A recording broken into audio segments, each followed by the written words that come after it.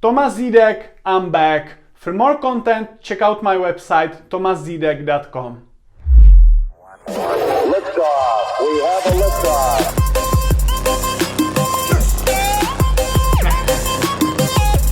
Bang! Welcome everyone. Today I have a special host. His name is Jan Neudecker, my friend, external consultant, agile coach, and a great guy. Welcome, Jan. Thank you. And you're making me host directly. That's so great. I thought I was your guest, but I'm happy to be the host. Thanks for letting me have you. Thanks, Jan. Now the roles changed. Yeah. And well, we're agile, right? You can deal with that, or we can that's adapt true. in an uncertain world. That's Well, what we do. I have it in my project plan, so I can Okay. adapt. Nice. And the question I have for you is, what is the topic of today's conversation? We wanted to talk about the development of a Scrum Master. So, exchange a little bit on experiences, how we perceived, the change in skills and view maybe we had over the years. That's what we wanted to talk about. Still good? It's very good, Jan. Very Great. good. So to talk about some experiences, changes, and skills when you develop as a Scrum Master. I'm willing to go first. So I'll share that first. As the host, I should do that to be polite and stuff. I'll go first. So when did I have my first contact with Scrum? That was somewhere in 2011 when I was in my first job, working in a mostly classical environment at the time. And one of the owners of the company I was working at, he handed me a book, and I think it was the one from Roman Pichler, a very renowned product guy. So he seems to deliver awesome product owner trainings. But he had written a book about Scrum Basics as well. And my boss put it on my table and said, "Hey, I think it's not a bad idea if you read that. It might come in handy in future in other projects if you ever get another project in this company." And I was like, okay, good. Started reading that book and I was hooked immediately, I have to say. So I was working in this more classical project. I had just filled out an Excel sheet, which I sent to a company which was developing the tool I was working with. And 3 months later, they said the feature's done, and it was nothing what I had described from my view. But I had never talked to a developer in the meantime either. So I just wrote something down, threw it over a fence. Months later, something got thrown back at me, and it wasn't what I wanted.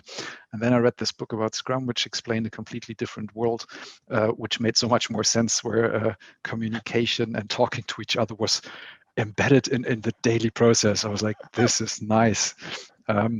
I like to talk, and I just had this bad experience of wanting something and getting something completely different back and having to fill out a change request to get it changed to the needs I actually have, and finally talk to a developer. Like, I remember that call, like, what the heck did you read out of my comments? Yeah, like, I thought you meant this. I was like, no, that's not what I meant.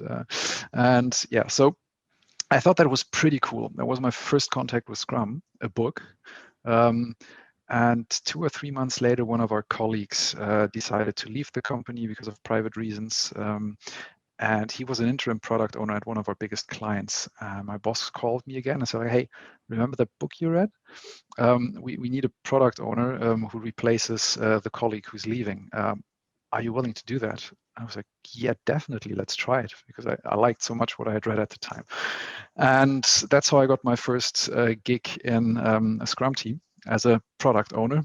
Started working on it, getting some experience, and 2 or 3 months after that, my one of the other bosses said, like, "Hey, I think we should get you certified so that you have some more profound understanding. And we're a consulting company, so we need to make sure you know more about Scrum than our clients. So let's definitely get you a good training."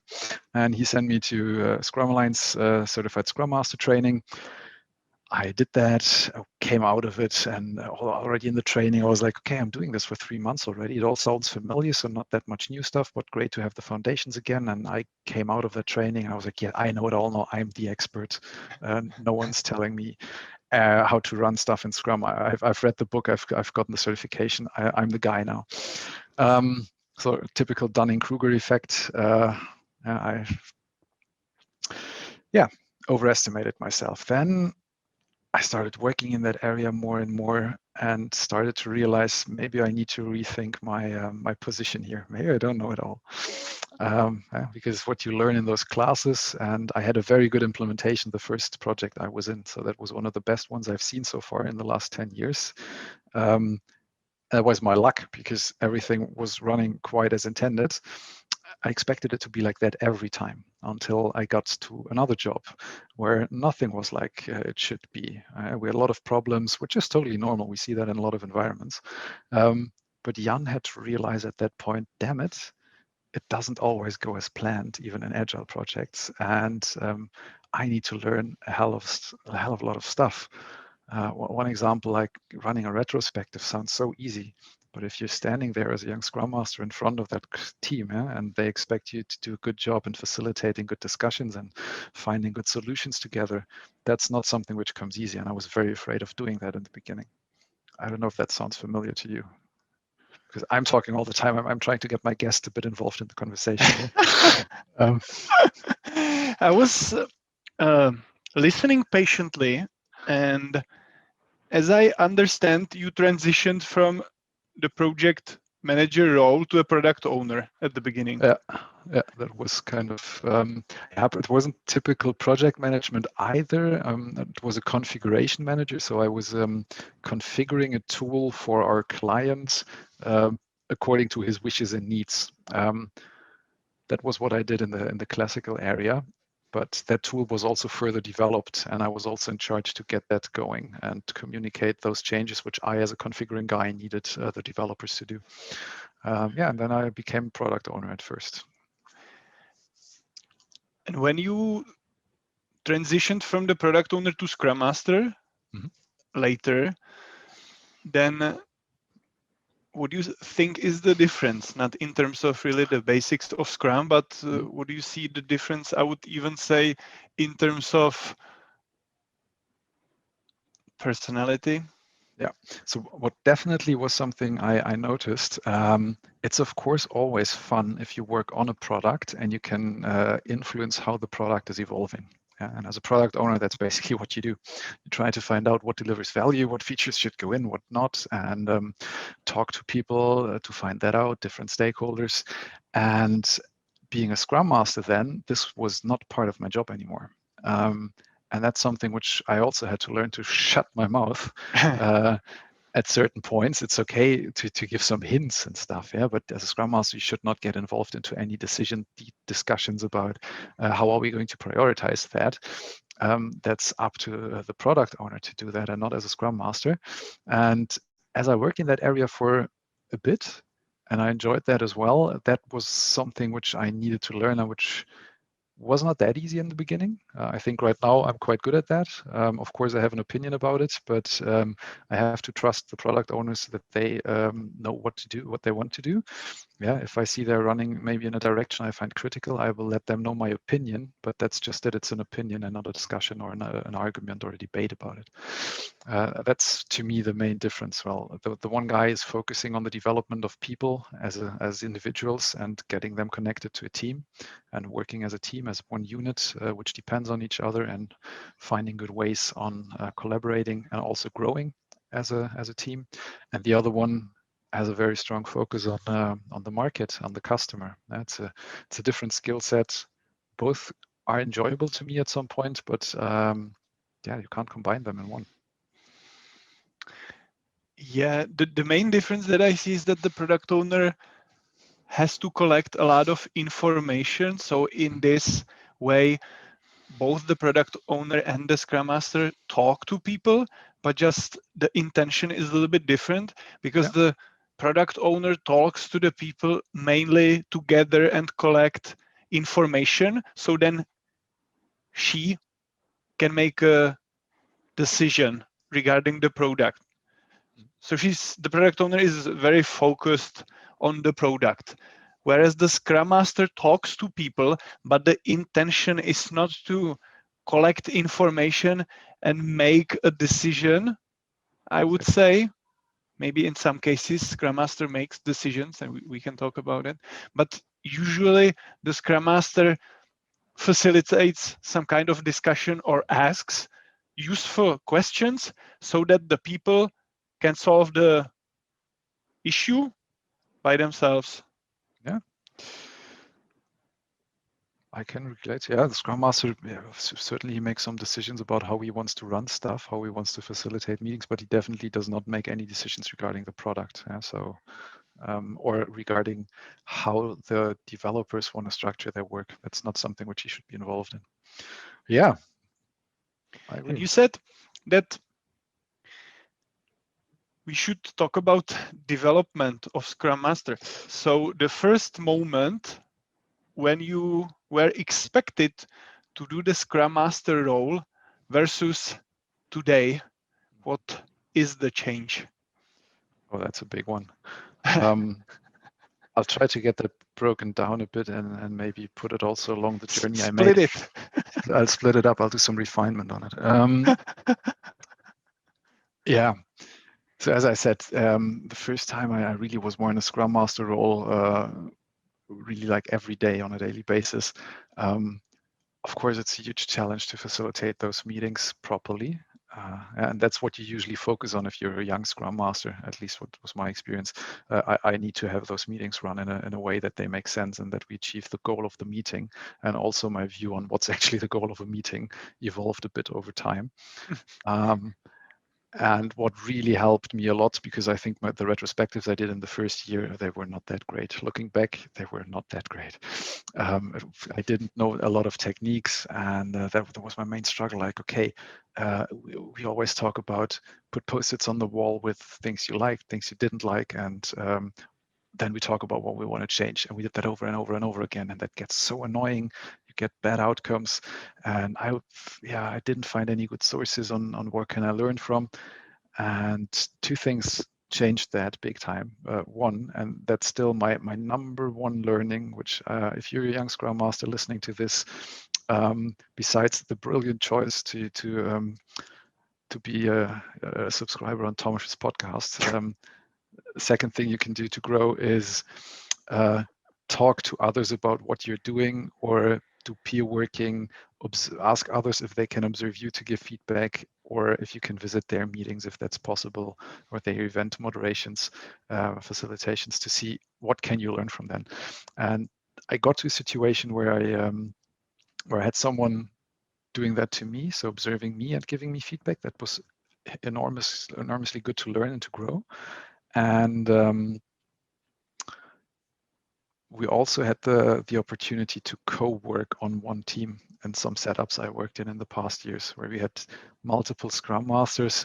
Some would also call them agile coaches at some point, but let's not go that road. I don't want to define what's what, but where people with the same skill set were working with the same team at the same time. And where we basically could switch one week, the one of us would facilitate a retrospective, the other week another one. So we could learn from each other. What techniques does one guy use? Can I use that? Does that fit my style? Afterwards, you could ask for feedback or ask the other one, are you okay if I share some observations on how that worked, or maybe where I see room for improvement? That's where I recognized a big step in becoming a lot more professional in being a Scrum Master. And then I found this tool, the Retromat, which you will put that in the show notes, or I will do that as the host. Retromat.org. It's a website in many languages as of today, providing 130 or 40 plus techniques on how to run a retro. And once I figured out that the site exists, I just started to use these techniques every sprint, a different one. At the time, I had 3 Scrum teams I was working with. As I said, not me full-time Scrum Master for all 3 teams. So that was the setup situation where we had multiple Scrum Masters on one team because it was not co-located. And it was a great playground because I could just literally run a retrospective every week or be part of one every week. So within 1 year, I was sitting in more than 50 retrospectives, and I would say 60% of them I moderated, I facilitated myself. And by trying out these different techniques, and some I failed really hard at some because maybe I didn't do it well or they were not fitting the schedule, but I learned so much about what works in what situations with a team. So that today when I do a retrospective, I still use it to make a plan on what methods do I want to use. But right now I'm at a state where if half through the retrospective I figure out, okay, I'm not getting the results I was expecting when I planned it, I have enough in the back of my head because I tried out all the other methods as well, so that I can switch quickly. So that was really something. If I look back at my first days as a Scrum Master and my first events, and how I run that now, and with how much confidence I can do that now, that's a huge difference, which was fueled by, again, a good input of different methods, which you can find online. But the most important one, getting feedback from peers and working closely with peers. That was one thing which gave me a big boost. And that got me to a point where I also had to start training new people, because I worked in companies that were growing rapidly.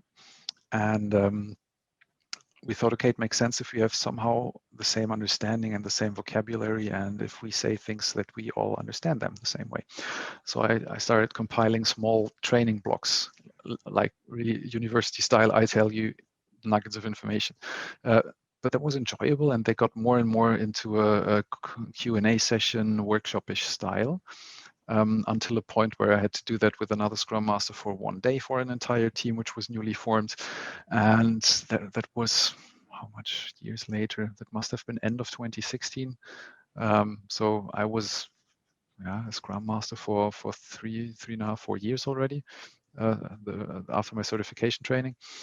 And I wanted more. I felt like, okay, this is working somehow, but there's so much more which I feel I can improve in, like giving trainings. I started remembering that 2-day certified training class, and I looked at what I had prepared for this 1 day, and that was already really hard for me to do and to deliver. I was like, okay, I can improve a lot in that area. Maybe I should check what Scrum Alliance is up to date. And I figured out, oh, they're offering advanced certifications as well. I did not know that. Somehow I must have overheard that in the course I did, or it was not mentioned. I don't know. But I figured out, okay, they have some rules on what I need to provide or what I need to learn and demonstrate to get there. Great. That's going to be my goal for next year. Yeah. So, and one thing which they said is you need to gather education units. You need to prove that you're actively participating Scrum in order to get these advanced certifications at the time. And one thing to gather them was go to user groups or conferences. I was like, okay, conference, great. Next one's in 10 months. I'll ask my boss if I can go. That was okay. He signed off on that. But that would not have been enough. And the other one was local user groups, which you could visit. I was like, I don't think there's a local user group around me. And I was so embarrassed to find out that the next one was not even 5 kilometers away from my house once a month. So I started going there the next time. And that's probably the biggest impact factor for my career, that that local community, which cascades perfectly up to the global, the national community, and then the global community. That was such a great place to meet super experienced people, really open to help you grow, to give you tips on this is something you could learn, or we had sessions every month. Someone presents a topic. Afterwards, you have socializing where you just chat with people, and that gave me such a boost. Where I got to a point where I decided, okay, I really want to become this trainer and get deeper in that community. And since 3 years, I'm very involved in that. Today, I even run that local user group together with the 2 hosts, which were there at the time when I went there for the first time. So at some point they were looking for some support, a third person, and asked me if I wanted to do that. And yeah, by all those connections and different conversations I had, which started because of that user group or community involvement, I can really pin that down to so many learnings which would not have happened if I had not gone there. So that's also an advice I can give young Scrum Masters. Reading stuff on the internet is good. It's great. It's something I did from day one really often. but at a certain point, having really exchange with people, mirroring ideas or getting feedback on ideas, talking about different situations. Sometimes it's even role playing, which is involved to prepare for a different situation, which is upcoming, or some coaching conversations. I know that you, Tomasz, are very passionate about coaching. That big conference I talked about, which my boss at the time let me go to, that was the first time I got into contact with coaching.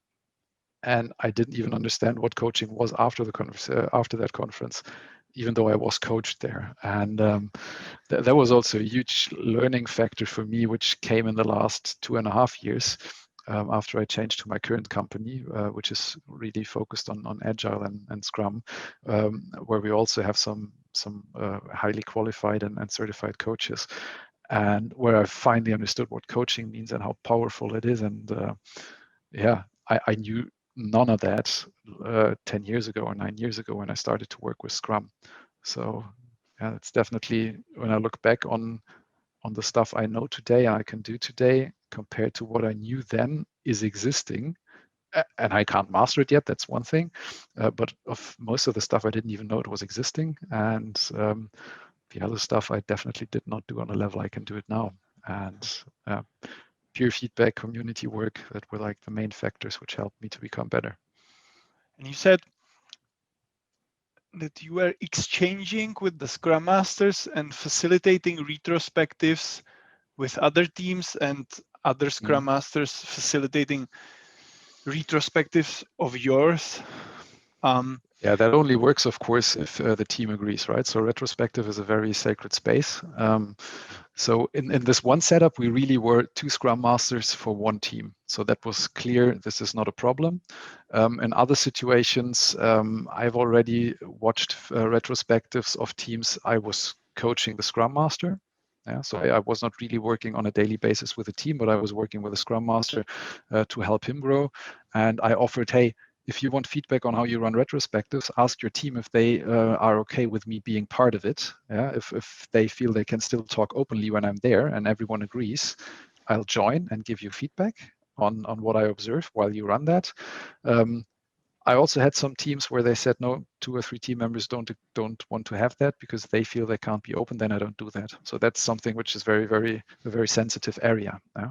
But if everyone agrees to having an external person, and with external I mean someone who's not part of the Scrum team being in their retrospective, and I can do that and help the person who moderates it grow.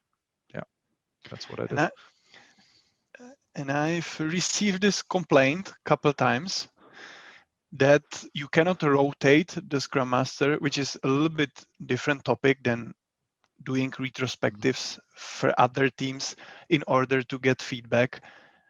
But the complaint might appear here also. And the complaint is that Scrum Master has to understand the technicalities of the product. So you cannot rotate the Scrum Master, because if the Scrum Master doesn't understand the product, then he or she cannot work efficiently in the environment. So what's your point on this one?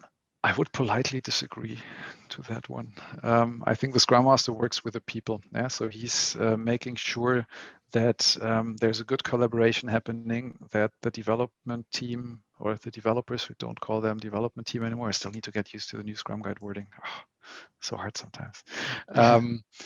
Yeah, the entire Scrum team needs to become a unit that works well together and that learns well, and working in the right pace. So having a sustainable pace, delivering value, but also having the right techniques at hand to improve how they're doing that. That's something which you need to make sure as a Scrum Master. And I remember one team I worked with, that was like a 5-6 months interaction we had. And they had another Scrum Master or 2 before me, and their feedback was, Jan, it was actually great that you never really gotten involved in any technical or product discussions. We're not even sure if you're understanding what kind of product or what kind of technical challenges we have here, but you were really focusing on us and how we can do our work better, and that was really enjoyable. And that's also how I see the role. So I know some very good Scrum Masters which have not studied IT, which are great Scrum Masters in an IT team as well. coming from a psychological background, coming from I know some actors who are agile coaches or scrum masters as well. Yeah, it sounds funny in the first place, but then I started to look into what do they do. What was their education background, and there's a lot of really useful things which an actor learns, which a scrum master can reuse. So also we had one training participant saying social workers would be awesome, right? Because they interact with people, help them find their issues and or solve their issues, address them without really telling them what to do. I was like, yeah, also those kind of people could be good scrum masters.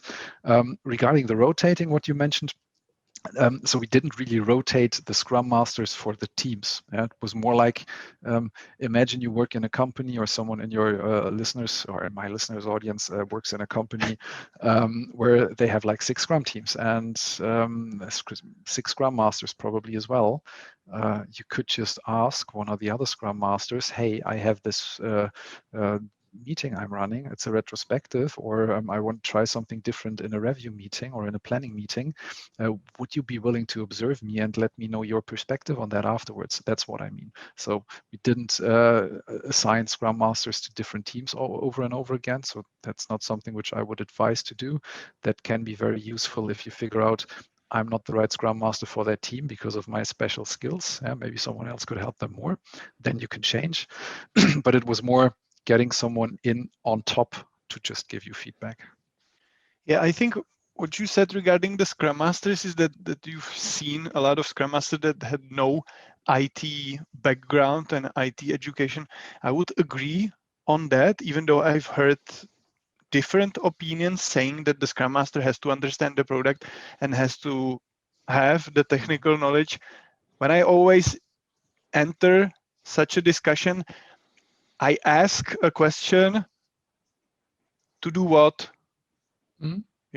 Like, it's definitely not a disadvantage to have IT knowledge, No. but what are you gonna do with that when you're working as a Scrum Master? And this ties back to what is the role of the Scrum Master. And the Scrum Master usually facilitates or coaches, and talking about what's the difference and the specifics might be for another episode.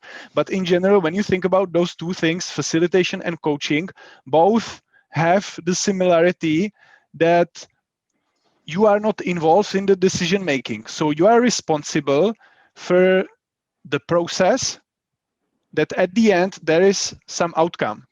But the creation of the content and of the outcome is the responsibility of the participants, not the responsibility of the coach or the facilitator. So when you're facilitating or coaching, you have to understand what is facilitation or coaching, and you have to focus that you do this thing. And my experience with that is that it's very hard to do both of them. So you're either involved in the discussion and you're making opinions and you're arguing with someone, or you take the, let's say, looking from the top view, and you make sure that everyone is heard, that the people get to the point, that they mention what they wanted to mention, and that there's a fair exchange between the parties. And doing both of these things at the same time seems to me almost impossible, because the one implies that you are involved and you take side, that this is my opinion and I want this,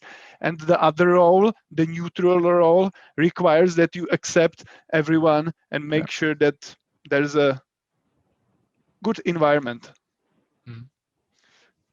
Yeah, I would agree, and that's often also what I see if I see job descriptions or open positions asking for Scrum Masters having expertise in programming languages and things like that. That's always a pretty good sign to me that that company has not really understood yet what the Scrum Master should do all day. That they're more looking for a program or project manager, depending on the scope of the endeavor. Yeah. And that's all those stances which you mentioned. So in our trainings, we usually separate between 4 stances, like the coach, the trainer, training really like giving information from one person to another or enabling a person to acquire a new skill. Mentoring, more like giving advice and being the on-the-job guy to assist and give good hints. and facilitation, as you also said. And that was also a learning point for me to really understand those different stances, especially coaching, which I didn't know existed until that conference in 2017. And also be able to differentiate what is which stance, when am I in which stance, and when might which stance be helpful to apply. Yeah, and I think about my experience that I had, which always reminds me of this discussion that is very often, and people ask about this a lot. And it was one-to-one coaching that I had with a developer, and he brought up a topic that he wants to develop a new application, a new app. And he was talking about technology that I was not familiar with. I would even say that no matter what technology he would be talking about, I would not be familiar with, because the only technology that I know is I know no technology, man. So and and he started using these words and he started describing, and because I work in the environment with these developers, that I knew the words, I just didn't know what do they mean. I just know that how they are interrelated. I know that this is a testing tool. I knew that this is the programming language, but I didn't know how to use the testing tool or how to write in the programming language. But for me, as a coach, this was enough, because all you have to do is ask a useful question. And to ask a useful question, you do not have to be a master in the topic, because that would mean that you are about to advise, but you just have to understand how those things are interrelated. So you might ask a question, and how can this tool be used with this programming language? And that might be a good question if the person have not thought about this. Yeah, connecting some dots. And Jan, when you said 6 Scrum Masters, it popped into my head. What's your point of view, Scrum Master having multiple teams? Yeah, there's this saying that a good Scrum Master can take care of 2 teams, and a really good Scrum Master has 1 team. I think that always depends on the environment you're in and the maturity of the teams. So from my experience, when I start working with a new team that has not done Scrum before in an environment which is not used to working agile, it's going to be a full-time job for quite some time to train the people. In the beginning, it will be a lot of training, mentoring, giving advice, convincing people to do things differently. Yeah, also working with the environment to enable some things. I usually got to a point when I was longer working with one team in one environment where the team got better and better and needed me less often. And I needed some new things to do during my work time. So yeah, of course, first of all, you focus on the organization. What can I change there? But what was also working well for me was taking on a second team. Yeah. Regardless of what state they were in, if I could already prepare some groundwork in the organization, it was usually doable to get a second one. I think 2 teams at the time is very well doable. I sometimes had the situation where I was not the sole Scrum Master, but where we had this separated setup with 2 Scrum Masters, 1 in each location for the same team, and I was dealing with 3 teams at a time. That gets really tough because you're juggling appointments very, very often, because you want to attend as much events as possible to be kept in the loop and to understand what's going on, because otherwise you completely lose connection to the environment and the team's reality. Working with 2 teams is something which I see as doable, but what's more important to me that the Scrum Master really is a full role and should not be something which you do besides another role, like being a developer, being a product owner. That's very, very dangerous if you within a Scrum team have different accountabilities, but also outside. So when you start to have too much responsibility to deliver something in different areas, it gets really, really hard, and I would not advise that. But if someone would say, hey, you need to be the Scrum Master for 2 teams now, regardless the level, I think that's doable. Might be a bit stressful if it's completely new teams which have no experience.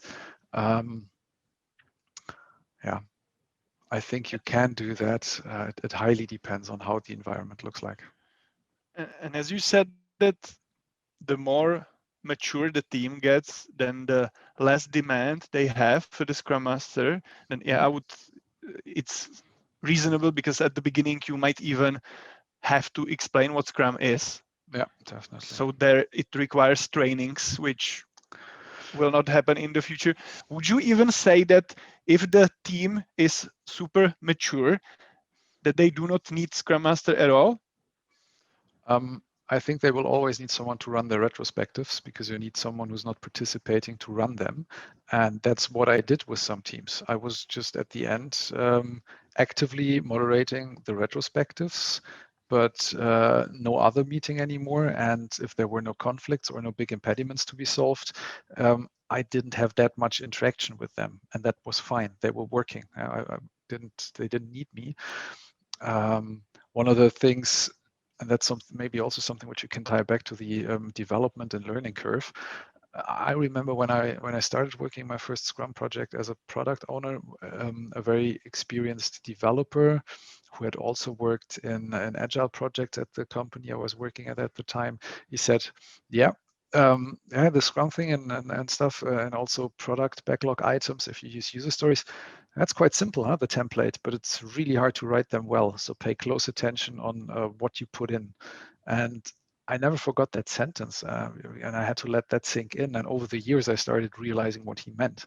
It's so easy to use such a template to formulate a requirement, but sometimes that sounds so good and causes so much harm, because already the advice on how to implement it, the solution is embedded in the template of writing a user story, or it is formulated in a way that it's so vague or so big that it opens up a million questions. And that's something which I observe I do a lot when I start working with new Scrum teams, to assist them in refinements together with a product owner, to figure out a way, or also to make them aware of what is a good user story. How do we find a size that is good to work with, also which is doable, and how can we get to a common understanding? That's usually where I have a lot of interactions with teams when I get them going, and where I also see that after 6 to 9, 12 months, depending on the team, all people are different, they start to get into their own feeling and rhythm and don't need me anymore to ask questions like, are you all confident with the size which you have created here? Or is there any way we could split that down maybe? At some day you don't need to ask those questions anymore, because they've heard them so often that they're so used to doing that automatically, or asking the questions themselves. I even had one team where I was sick, or I couldn't work one day, and I came back and we would have had a retrospective, and I was like, guys, okay, we didn't have a retro yesterday. I was sick, and they were like, oh, we had one. He facilitated it. Like, just one dev took over. I was like, okay, now I know that you have reached a maturity level, which is nice to work with. Yeah, so just as an example, at some point when you've spent a lot of time on working on those kind of details, they will just take it over, and you don't have to do that anymore. And when you were talking about the backlog quality, doing the refinement properly, you said that what should be avoided is that the technical solution is already embedded in the phrasing of the backlog item. Yeah. And if that happens, that the technical solution is assumed in the wording, what do you think is the problem? The problem is that our brain stops trying to find a good solution itself. So I work with some people who are very deep into the psychological research area, and what I heard from them is that's how we are wired, how we have been wired all our life. Yeah, because a few thousand years ago it was all about surviving, and it was not like you could go to the supermarket and just buy some food and have enough to eat. So you needed to make sure that you don't get killed and have enough. You need to live. So we are used to be efficient. Don't use energy you don't need to use. Be careful with your resources. And if our brain sees there's a solution to a problem already, it will assume, hey, great, someone else has already put effort in that. I don't need to do that anymore. I'll just execute it. So we will not ask ourselves, is that actually a good solution or what's actually the problem? It's just like, yeah, the other person's probably also smart. He has a problem. He also has a solution. Okay, I can implement that. I'll just do that. And that's also what I've seen a few times in the past, that if you have product backlog items which are written with a solution in the item, that stuff like that happens, that after half a day or a day, the developers figure out like, wow, this is really hard to implement or doesn't make sense. What's your problem actually?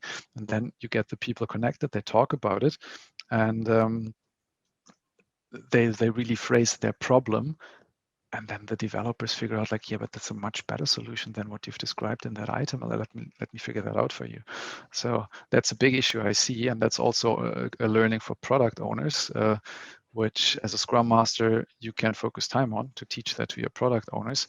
Don't focus on the solution, focus on the problems which are important to your customer right now, and what problem solution will provide value, but let the experts figure out the value.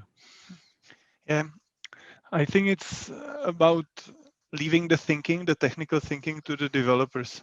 The product owner should not think in technical terms and decide how the problem should be solved.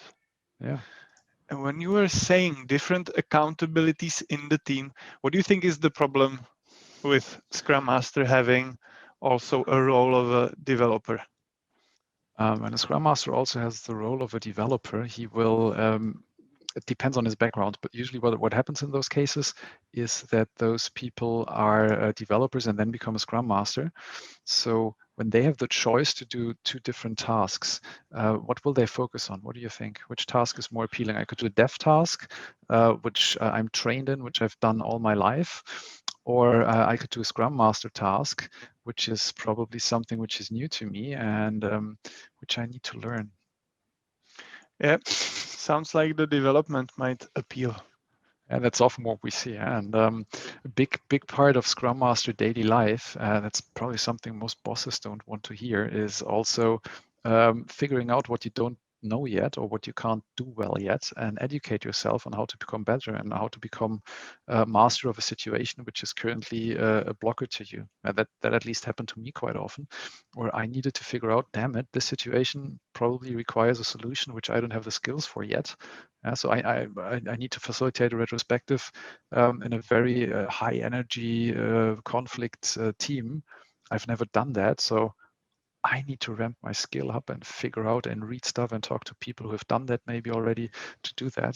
And you will not do that if you could also pull a ticket of Jira and just say at the end of the sprint, hey, I finished a ticket, great, compared to, it took me a day to figure out on what I can do to solve the conflict between those two people in my team. I'll just code. Solving that conflict is too difficult right now. That's things which can happen. Yeah. And also, I would add on to this, if you imagine that you're a developer, that means you're involved in the work. Mm. And if you're involved, that means that you probably have an opinion. And let's say that you have an opinion A and the other person has an opinion B regarding how to solve, let's say, the backlog item. How can you facilitate at the same time and have the discussion? It's not even possible. No, you can't. That's also why I would say the only reason for a Scrum Master not to facilitate a retrospective is when he is part of the problem, if he's part of a conflict. Get someone then really get another Scrum Master in to take over the facilitation of your team's retrospective. So in the beginning, I tried that because I felt like I am part of the Scrum team as a Scrum Master. So I also have observations. I also see things I like, which I don't like. So when I introduce different techniques or different activities in a retro, I participated as well, and that's really hard. That's a multitasking I felt was not really beneficial for me.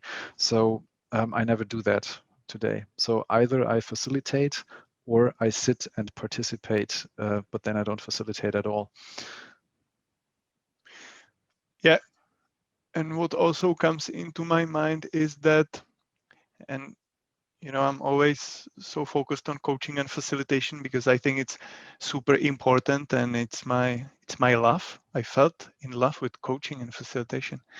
And that is when you are a facilitator or coach, you ask powerful questions, and sometimes powerful questions are challenging. So powerful questions should be difficult to answer and should be, I would say, those questions should be tough. Should not be a question like an icebreaker. What have you been doing during the weekend? That's not a powerful question, or maybe in some kind of context. Powerful question might be, and what would you notice if you would be doing your job more efficiently? Or what do you want from your other team members? What would you like to change with this team? And when you ask these powerful questions, the neutrality comes into play. It's super important, because if you're neutral as a coach or facilitator, then the people will answer those questions and will not take it as an offense. Whether if you're already involved in the discussion and then you ask such a question, people might get offended because they think you're just challenging them because you want to promote your own idea. So there's a big difference if I ask you, what is it that you would like to change about yourself? And I'm neutral, I'm your coach, and you know that I do not judge you and I do not make opinions about you. Or a second option, if we had an argument 5 minutes ago where I told you that you're an inefficient piece of, and then I asked you, what would you like to change about yourself? We wouldn't have an argument about that. I know that I am. I won't change. No, just kidding. Yeah, it's a good point. And that brings me maybe to the last learning of today's podcast, because I usually don't run them longer than we planned them. So I have to check on time. Just kidding here. That's something which I also needed to learn at the beginning. As a Scrum Master, you're a bit of the Scrum mom. Like everything needs to be perfect, and every deviation you as a Scrum Master might really get emotional about. And I've been there a few times. I remember one situation 2 years ago. That's really something where I can even see how much I changed in the last 2 years, where I, as an external guy, was Scrum Master for a newly formed team, and they were in a situation where they wanted to fall back to classical approaches because they were not T-shaped, like people were really specialized in one skill. But the high priority backlog items required a lot of capacity from one skill. And then those people were saying like, we can't pull in more work in the next sprint, we're full. And I was like, okay, then we need to figure out how other people can support you there. And they were like, no, we're just going to look further down the backlog, what they can do, which is in their skill area. And I was like, we had a really hard conflict because now that's not why I'm here. I need to make sure that we're doing Scrum properly, and that's not what we want to achieve. And looking back, I would probably not do that again. Because we had a good result in the end. I stayed strong, but I'm not sure if that was a good thing I did there. I'm actually pretty sure that was definitely not a good thing which I did there. Sometimes as the Scrum Master, you also need to let go and let your team make some mistakes so they can learn themselves. Like give them your opinion, tell them why maybe you see that this is not a good idea or think that is not a good idea. If they are still convinced it's a good idea, let them do it. And they will reflect. So after that experience, I came into that situation again. I tried it differently. They did it their way. They figured out themselves that, okay, what did you say again we could do? Let's try that. And it always feels a lot better when they do it on their own wishes or on their own will. and learn from that. And I can see that I was definitely in the past, when I was a younger or more experienced Scrum Master, I was probably even worse, too rigid and too Scrum Mamish. So that was definitely also something on the learning curve, which at some point I needed to understand and get over. Words at the end, how successful do you think we were today in achieving today's goal? I definitely shared something about how I evolved and what I think is important. That was my goal. So yeah, I would say we're a 9. You can always do better, but I think we did quite a good job. I will invite you again to the podcast, Tomasz. Thanks, Jan. Thanks a lot, and You're welcome. see you Yeah, next what do time. you say? What do you think? My opinion is that I think was super interesting and super useful when you shared about the local communities, how they cascade to the, let's say, the mastermind of the Scrum, and that it's useful to interact with others, which is Definitely what we're doing right now. We are also learning when we express our opinions about Scrum. And when you said that, yeah, giving trainings is your passion, so I think that might be an inspiration to Scrum Masters that in the future they might deliver some trainings and share the great wisdom of Scrum in our world. Yeah. Great. Thanks, Jan. You're welcome. Until next time. Have you enjoyed today's show the same way I did? Then hit the subscribe!